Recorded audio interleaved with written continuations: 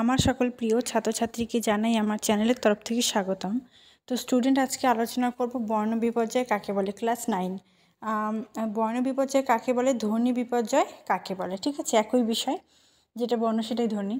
তো দেখো, আলোচনা করছি যে এই বিষয়টা খুব সহজভাবে তুলে ধরার চেষ্টা করছি।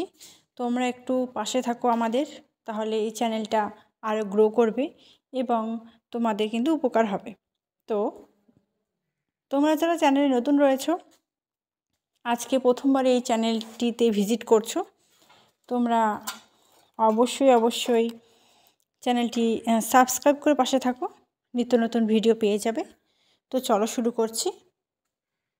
বিপর্যাস বা বর্ণ বিপর্যয় বা ধ্বনি বিপর্যয় একই বিষয়। ঠিক আছে, বিপর্যাস বা বর্ণ বিপর্যয় বা ধ্বনি বিপর্যয় কাকে বলে? শব্দের ভিতরে দুটি ধ্বনি বা বর্ণ যখন নিজেদের মধ্যে স্থান বিনিময় করে। বোঝা গেল? বর্ণে শব্দের ভিতরে দুটি ধ্বনি যখন একে অপরের স্থানটা নিজেদের মধ্যে বিনিময় করে, তখন তাকে আমরা বর্ণ বিপর্যয় বলবো বা ধ্বনি বিপর্যয় বা বিপর্যাস বলবো। স্থান বিনিময় বলতে কি বোঝায়? স্থান বিনিময় বলতে বোঝায়, তাহলে স্থান বিনিময় বলতে কি বোঝায়? স্থান বিনিময় বলতে বোঝায় রামের জায়গায় শ্যাম এসে বসবে, শ্যামের জায়গায় গিয়ে বসবে রাম। বলা বাহুল্য, এখানে রাম শ্যামের বদলে থাকবে দুটি ধ্বনি। যেমন আমরা অনেকে রিক্সার জায়গায় বলি রিস্কা, তাই না? জানালার জায়গায় জালানা, কি তাই তো? এটাই কিন্তু বর্ণ বিপর্যয়। বর্ণ বিপর্যয় অপর নাম ধ্বনি বিপর্যয় বা বিপর্যাস।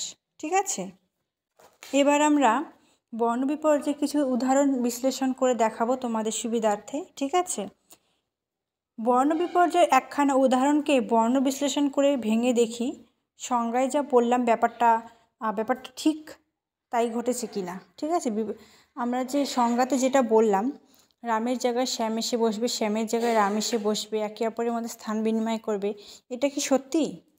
উদাহরণে কি তাই বলছে? সেটাই আলোচনার বিষয়। পিশাচ, পিচাস, তাহলে কি হলো? তালিবর শয়ের জায়গায় এখানে চ বসলো। ঠিক আছে, শয়ের জায়গায় চ এবং চয়ের জায়গায় স বসলো। এটা কি স্থান বিনিময় ঘটলো কি ঘটলো না? বলো, তোমরা কমেন্ট করে জানাও। বর্ণ বিপর্যয় এই উদাহরণটিকে আমরা এবার ভাঙবো। ঠিক আছে, তো চলো দেখো।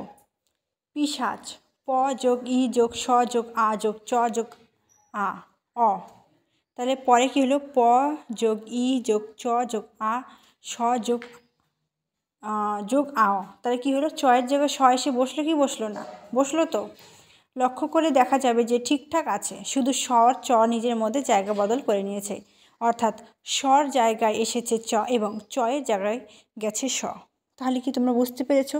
এর মধ্যে কি কঠিন কোনো বিষয় রয়েছে? প্রশ্নের মধ্যে উত্তর আছে কি আছে না তোমরা বলো তো। দেখো, সব সময় চেষ্টা করবে বুঝে পড়ার। আমি প্রত্যেকটা বিষয়, প্রত্যেকটা সাবজেক্টের ক্ষেত্রে প্রত্যেকটা সাবজেক্টের ক্ষেত্রে কিন্তু আমি সেটাই বলে থাকি যে তোমরা বুঝে পড়ার চেষ্টা করবে। না বুঝে পড়লে তোমাদের কিন্তু সেটা চাপ মনে হবে। ঠিক আছে, তো ভালোবেসে পড়তে হবে, তাহলে ভালো লাগবে। ঠিক আছে, তো আশা করছি ভিডিওটি ভালো লেগেছে। ভিডিওটি বন্ধুদের সাথে শেয়ার করে দাও, সকলকে দেখার সুযোগ করে দাও। তোমাদের পরীক্ষার কিন্তু বেশি দিন নেই, সময় কিন্তু নিজের গতিতে কিন্তু এগোচ্ছে, তোমাদেরকেও কিন্তু এগোতে হবে। ঠিক আছে, তো ভিডিওটি কেমন লাগলো কমেন্ট করে জানাবে। ভিডিওতে একটি লাইক অবশ্যই করবে, তোমার একটি লাইক আমাকে কিন্তু নতুন একটি ভিডিও করতে উৎসাহিত করে। Thanks for watching after all. Thank you সকলকে।